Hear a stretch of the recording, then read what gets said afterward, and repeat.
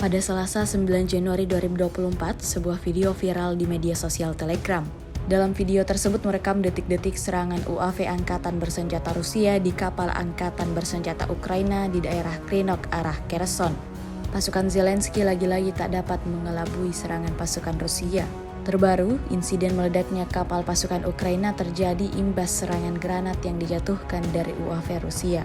Seperti yang terlihat dalam rekaman. Serangan yang berlangsung pada malam hari itu disebut-sebut menewaskan sebagian dari tentara Ukraina.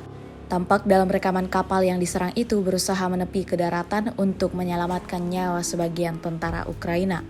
Sejak video ini beredar, tidak diketahui pasti ada berapa jumlah korban jiwa dalam peristiwa ini.